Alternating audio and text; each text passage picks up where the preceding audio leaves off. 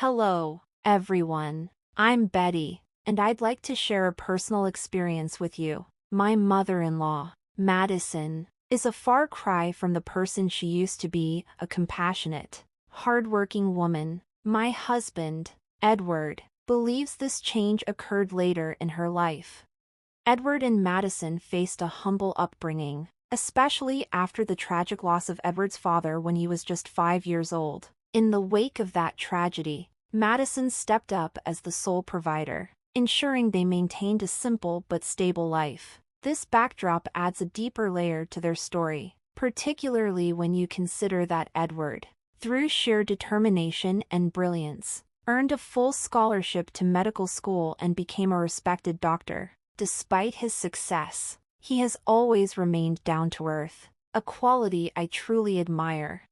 However, as Edward's career flourished, Madison's lifestyle shifted dramatically toward luxury. To give you some context about me, I'm currently not working, a situation I'll explain later, but I want to make it clear that I'm neither financially unstable nor dependent on anyone. Unfortunately, my first encounter with Madison got off to a rocky start due to her misjudgment of my appearance and demeanor. When she first met me, her immediate reaction was anything but warm. "Edward, is this the girl you've been talking about?" she asked. "She looks so plain and unremarkable. Why would you choose her? Does she even work?" In that moment, Madison unfairly labeled me as someone who might be trying to ensnare her son for financial gain, assuming I was a gold digger.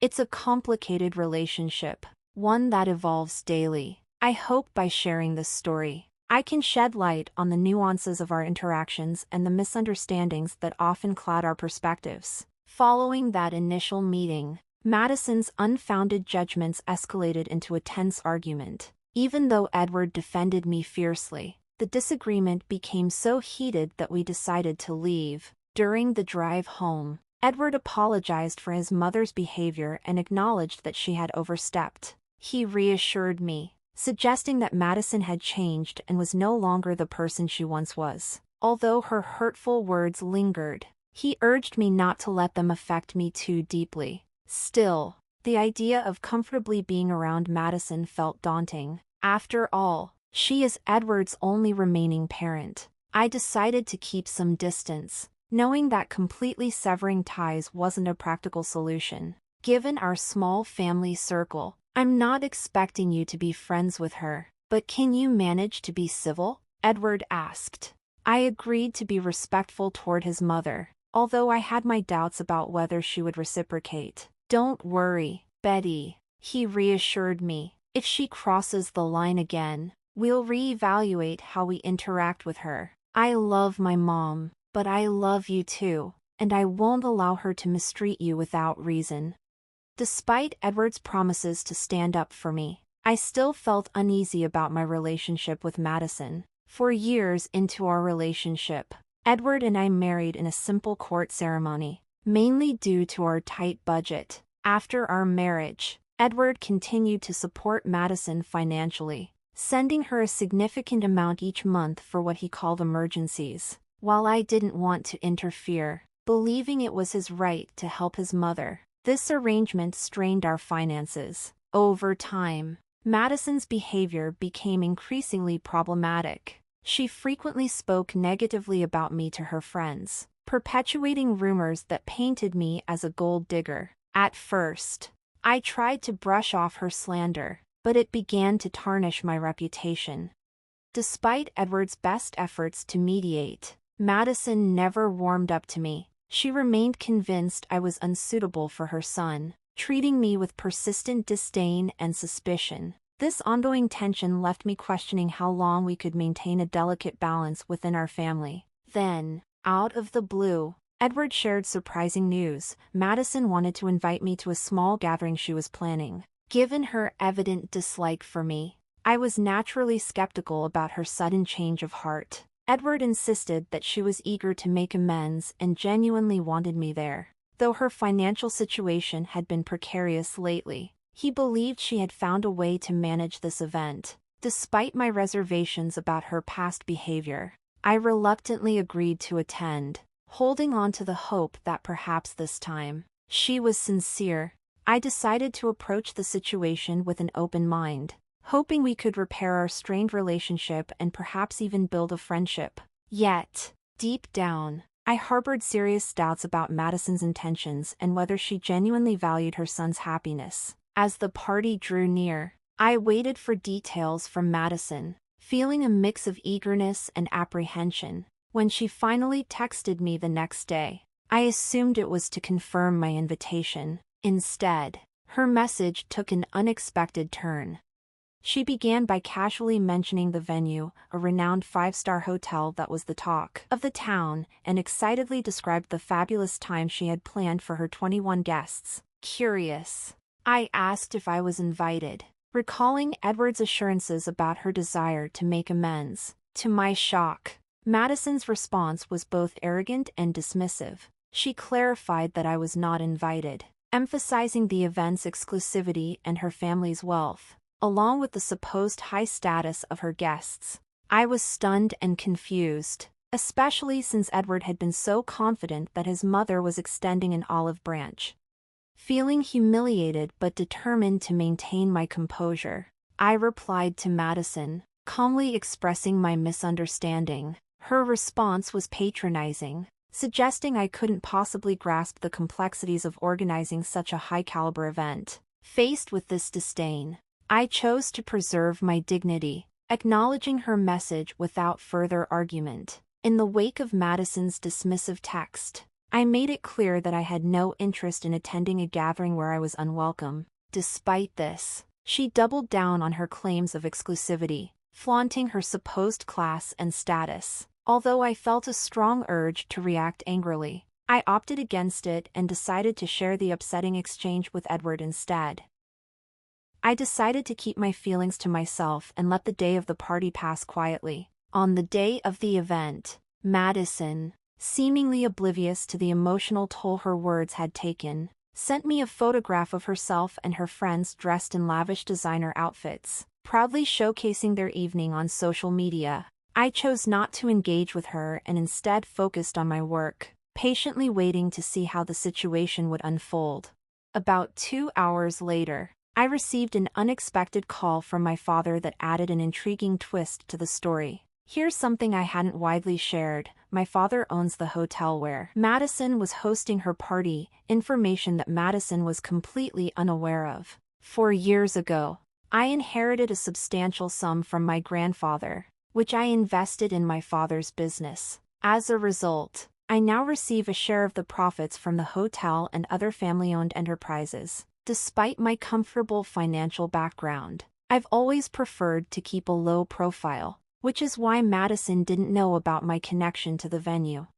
During our call, my father revealed another surprise: Madison and her friends had racked up a bill of $4,000. Completely unaware of the high costs associated with such a luxurious venue. After enjoying their evening, they requested a 60% discount, claiming they were short on cash. My father, having witnessed their rude and entitled behavior, which upset his staff, sought my advice on how to handle the situation. Faced with this ironic twist, Madison flaunting her supposed superiority at a party she couldn't afford, I shared my frustrations with my dad. We recalled how Madison had used the event to demean me, blissfully unaware that it was my family's property. The irony of her inability to pay the bill felt like a small, albeit unintended, form of retribution for her earlier behavior. As my father and I discussed Madison's ostentatious party and the burdensome demands her group had placed on the hotel staff, he grasped the full extent of the situation and shared their frustrations. Seeing an opportunity for a teachable moment wrapped in a bit of poetic justice, I half-jokingly suggested that Madison and her entourage could perhaps make amends by washing dishes and cleaning the kitchen and floors. Given their disrespectful demeanor, while the idea of revenge seemed fitting to address how they had treated our staff, it also served as a way to underscore the importance of humility and respect. My dad even joked that if Madison escalated the situation foolishly, he could involve the authorities, although we both hoped it wouldn't come to that. My dad chuckled at my suggestion, wholeheartedly endorsing the idea and even proposing to document the event with photos. What started as a humorous notion quickly turned into reality. About an hour later, my dad sent me pictures of Madison and her friends,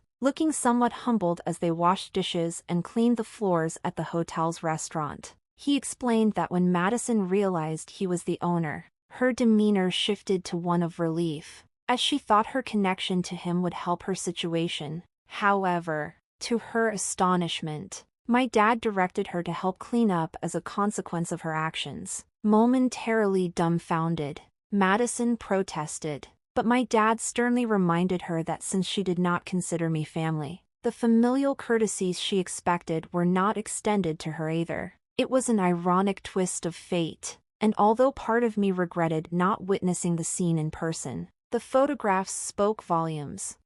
Later that evening, Edward returned home, visibly disturbed. It was clear that Madison had reached out to him, likely sharing a skewed version of the day's events. He approached me, concern etched on his face, asking about what he had heard regarding his mother being tasked with cleaning duties at the restaurant. I knew I had to navigate this conversation carefully, balancing my feelings of vindication with the need to preserve my relationship with Edward, fully aware that the dynamics had shifted unexpectedly due to the day's unusual developments. I took my time to explain the situation to Edward, outlining that what happened at the restaurant was a standard consequence given the circumstances. I detailed how Madison had come to our family-owned restaurant, racked up a bill of $4,000, claimed she could only pay $2,000, and then harassed our staff. The event she hosted had turned into a nightmare, and I felt that the actions taken were entirely appropriate given her behavior. Edward, visibly surprised by my explanation, asked about the guests Madison had brought and what they had ordered. I told him that, contrary to what she had told him, Madison didn't just bring 5 people. She had brought 21 guests who indulged heavily in the priciest items on the menu. Edward was stunned. Madison had claimed she invited me as well, but I had declined. I corrected him, showing him the text messages from Madison that clearly indicated I was never genuinely invited. At Edward's request, I provided him with the restaurant bills and shared all the text exchanges. My father also sent him the receipts to substantiate the costs and further clarify the extent of the event. I showed Edward some photos of Madison's lavish party, and as he took in all the evidence, his disbelief quickly transformed into anger. Without hesitation, he called Madison to confront her about the discrepancies in her story. Madison tried to downplay the situation, claiming she had merely mentioned being short on cash and accusing me of twisting the narrative to sabotage her. Edward countered her claims, pointing out the inconsistencies between her version of events and the evidence before him. He reminded her that she had insulted me by saying I wasn't classy enough to attend her event.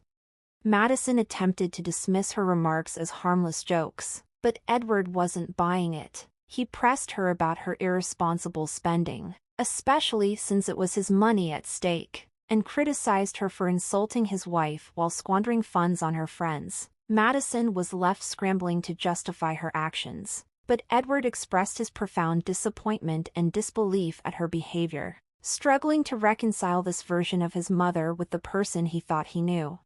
In the heat of the conversation, Edward confronted his mother about her ongoing financial requests and her disrespectful behavior toward me. I made a mistake by always giving you money when you said you needed it, Mom. Well, guess what?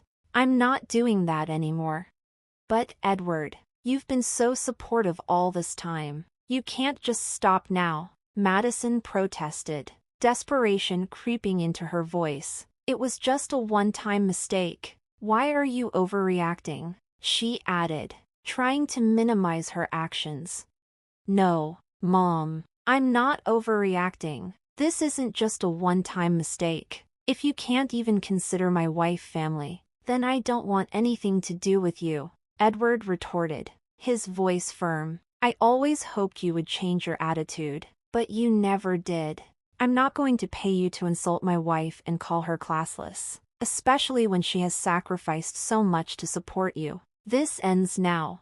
Without waiting for her response, Edward hung up, blocked her number, and turned to me, his demeanor softening. He apologized profusely for having doubted me at first and for not grasping the full extent of the situation sooner. I forgave him because, in the end, he truly stood up for me.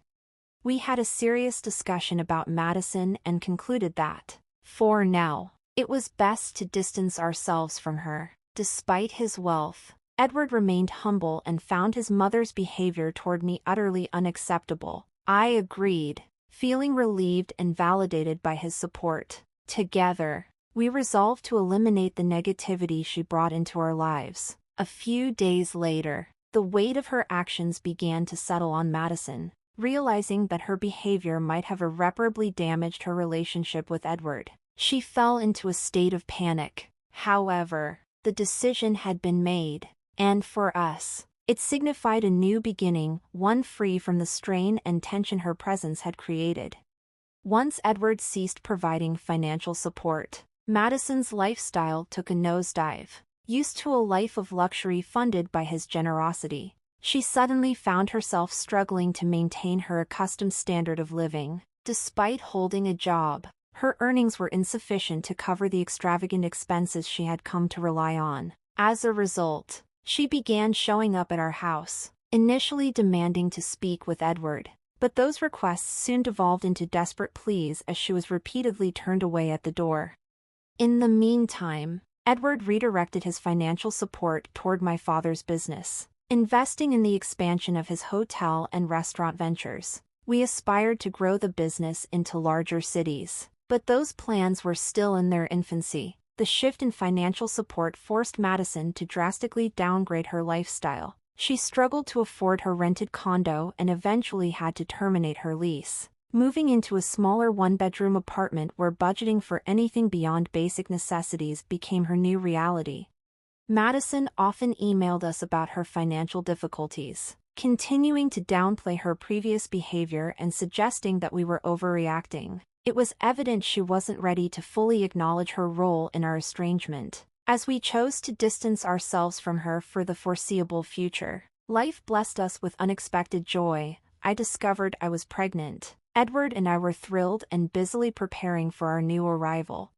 With the baby on the way, I'm relieved that our child will be shielded from the negativity Madison brought into our lives. However, should the time come when Madison wishes to be part of our child's life, I am determined to ensure she doesn't impart any harmful influences. For now, we are focused on welcoming our child into a loving and stable environment, away from any superficial or disruptive influences. We appreciate any well wishes as we embark on this exciting journey of parenthood, hoping to provide the best for our growing family.